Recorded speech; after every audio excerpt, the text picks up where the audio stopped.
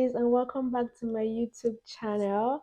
From the title of this video, I'm sure you guys already know what this video is going to be about, and you guys want to know how I did it, how God helped me do it. Yes, I got two job offers as a NetSuite consultant here in Canada as an international student with no Canadian job experience in less than 8 weeks of arriving here in Canada. How did I do it? God helped me. God helped me like all through the application process, all through the job process. I just want to share my tips that I did in my work for you in my notes. But these are the things that I did, and I hope that it would help some of us because I understand the struggle. I went through the struggle of not having a job or looking for a job. So I'm here to just share with you guys the things that I did and how I got the job. So let's get right into this video. Okay, so if you see me looking down here, I have my notepad here. I jotted down a few the points that I want to talk about and just a few things so that I don't forget what I want to say. Okay, so just give a bit of background. I'm a certified NetSuite consultant. I've been doing that for like 6 years in Nigeria before I moved to Canada. So I came to Canada in December 26th. I got my first job offer on the 29th of January this year, and I got the second job offer 1st of February, but I had my offer discussion with the second job on the 22nd of February. So yes, now that we have that out the way, so technically in less than 8 weeks, if I'm getting the calculation right, that's when I got like my two job offers. So I want to tell you guys what I did, what worked for me, it might work for you, it might not. But I just want to share my experience because finding a job is not easy here in Canada. I went through the struggle. I know what it feels like. I know like the pressure that you get when you don't have a job. And thankfully, I had people and I still have people around me that helped me navigate the whole process. So the first tip that I would give is have God. I would say have God because the like I said, have God. And I said this because during my whole interview process for job A, which was the first job offer that I got, I was on the third stage. I had like three stages, right? I did the in fact, I had three, yes, four. I did four interviews with them. The first three, I did it when I was in Nigeria, right? My third interview, I was given a case study to do. I was supposed to demo the case study to this person on a particular day. They had scheduled the interview with me. I thought that the interview was by 9 p.m., right? I didn't know that it was by 3 p.m. Nigerian time at that point. And my friend called me. I was like, oh, my interview is by 9 p.m. Don't worry. And I was sleeping. That's why I say have God. I was sleeping. The lady was already on the call. I was sleeping during my interview. She had to call my friend because my friend works there. She referred me. My friend was calling me. I was like, why is this one calling me? Like I literally called the call and she called me. She was like, when I picked, she was like, Uche, your this person is waiting for you on the call. And the way I jumped up, I jumped up from the bed, I turned on my laptop, and then the thing that happened, my laptop was low, there was no light, there was no fuel in generator because my mind was 9 p.m. I was going to get fuel before the interview. My laptop was like 20%. I joined the call. I had to apologize for joining late. I was looking I was even looking prepared for the interview. She allowed me, I started the interview, I was speaking through, I shared my screen, did the demo, did the presentation and everything. And the next thing she told me, she was going to give me a second chance. And it's only God.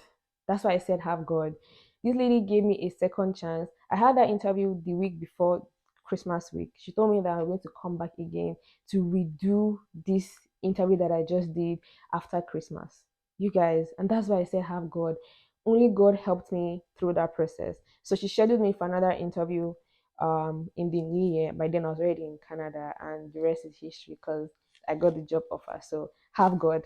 Number two is update your resume to fit the Canadian style. So two of my friends already work here. I just asked them to send me their resumes and I updated my resume to fit like the Canadian standard. And not just updating it, you also need to make sure that your resume, whatever is in your resume, fits the job description of whatever you are applying for. That's what I did.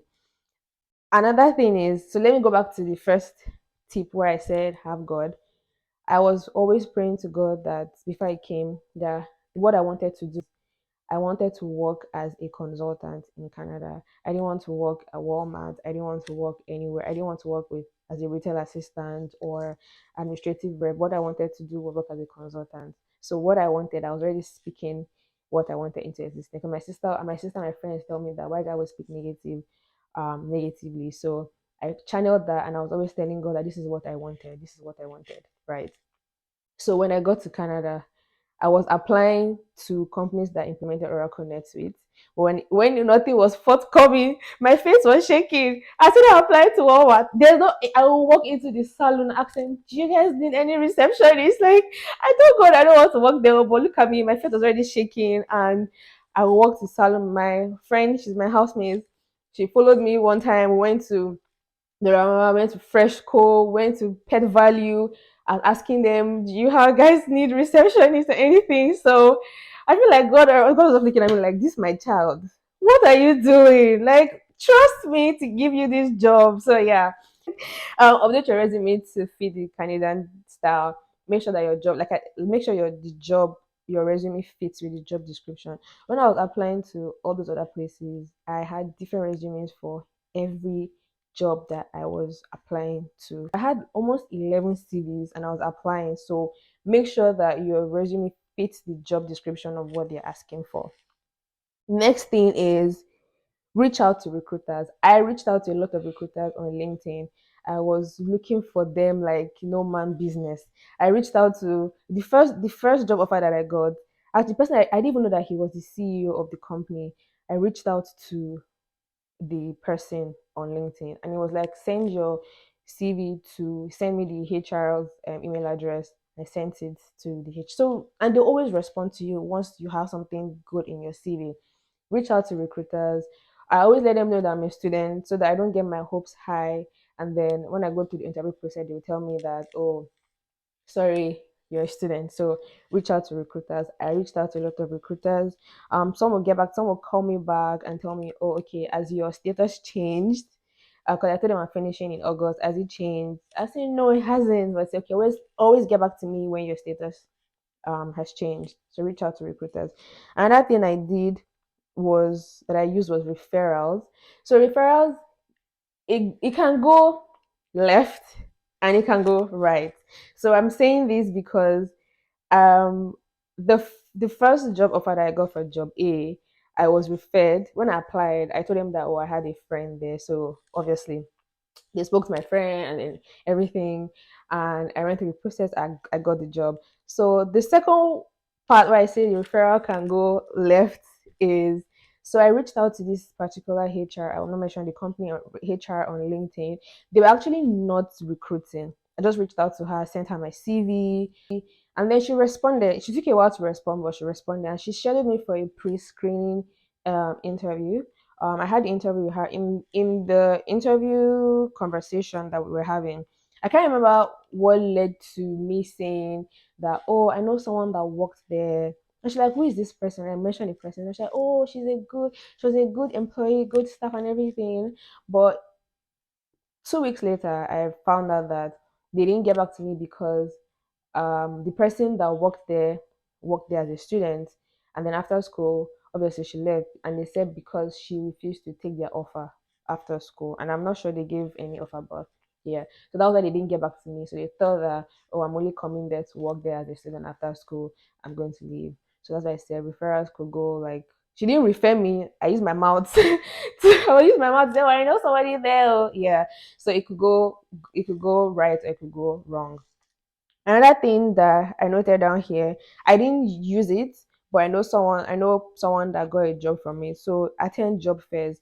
My school organized a job fair for us, and I attended the job fair, but then I already had offer A from job A. So I didn't really take it seriously because I already had like the first offer. I hadn't gotten the second one yet. The second one I had sent, they had requested for references. I had sent references, just waiting for them to respond to see if they wanted to continue with the application process. So I know people that got jobs from the job fair. So attend job fairs if you can. If your school organizes a job fair for you, you can attend the job fair. So another thing that I did after I got go through pre-screening, send my CV. When they acknowledge that okay, we cannot schedule you for an interview, the next thing I did was to prepare for my interview. You guys, prepare for your interview. So the things that I do to prepare for my interview is, first, if I even send my CV to for the application, I always go through the company's website. So prepare for your interview. Go through the company's website, look at what they do, right? If they have about us, go through it, pick pick key things that you can speak on during your interview, so they get a sense of feeling that okay, this person really knows us, this person really has done her work, she really wants to work with us, or he really wants to work with us. So go through the website, pick things that you can talk about. You don't have to speak through the whole website. You will find a key thing there that you can speak on during your interview. You will definitely find. So go through your website. Another thing that I do is, for prepare for my interview, once I get scheduled for an interview, I always go to link. See, if someone had told me that LinkedIn and Gmail would be my number one platform that I visited every day throughout this process, I would say it's a lie. Till now, I already have my job, but till now I still go through LinkedIn and my Gmail because I anyway. So I always look for any person interviewing, all my interviewers, I always look for them on LinkedIn. Some of them I connect with them, some of them I don't, but they will know that this person has viewed my profile, right? Look through your interviewer, just put a face to the name. If you can find them on the company's website, also profile, just go through that. Just they have there are some companies where they put in key people. You don't know if that person is interviewing you. You can read some bios about this person just to get a feel of okay, who is interviewing you. So I always look for my interviewers on LinkedIn or the company's website before any interview. Another thing I do to prepare for my interview is I know what is in my CV. So know what is in your CV. If I'm not telling you to cram whatever is in your CV. So once I join the call, I'll pull up my CV. So when the call starts, obviously they'll tell you to turn on your camera. So because I wear glasses and I'm trying to keep from my CV, I'm always scared that they can see the reflection from my glasses. So I will remove it. Even if I'm squinting to look at my CV, I would squint because I need to see. I don't want them to know that I'm people looking at my CV. That's what I do. So I pull up my CV and I ask him, okay, tell me about yourself. What's your experience? What have you done? How did you help this customer? What did you do? What implementation did you do? I just look through what is in my CV. So know your CV. So that's how I prepare for my interview. I will, like I said, I will always research the person on LinkedIn. I know what is on the company's website. Look for key things I can speak about on that company's website, and I would always know what is on my CV. The interview process in Canada is not that difficult if you know what you're saying. They won't be asking you where do you find yourself in 5 years. No, they won't ask you that. They will ask you the things that you've done before and how you how you give value at your previous place of work. Why are you leaving? Just want to know the value that you can bring. So know how to sell yourself during your interview. That's why I said know what is on the company's website and pick few things that you can speak on during your interview. That's how I prepare for my interview. So another thing I do during my interviews, I'm always smiling. Always smile because you don't know if the person interviewing you is not even in a good mood. But your smile would just show that you're a welcoming person. And I say this because when I was having my offer discussion with job B, the lady never interviewed me, right? But when we're speaking, I was just I was just smiling. She was like, "Oh my god, your smile is so beautiful and very welcoming." I'm like, "Thank you." Like, smile. It just gives like a sense that you're really a welcoming person. They don't even have stress in this company in this country, to be honest. So yes, just smell. So another thing that I will do for my interview during my interview process is what I used to do is you dress appropriately. Because you're not having the interview in person doesn't mean that you look higgy haga and attend your interview. No, dress appropriately. So I think that's pretty much it that I did. And the last thing I'll say is have God again. Like I put God and I put God last because only God helped me through this interview process. So yeah, so those are my tips. Those are the things that I did that um I used to get a job here in Canada, and I'm starting on Monday, you guys, and it's fully remote. God, has just been behind me this whole process, because everything has been working in my favor, and I'm very thankful for that.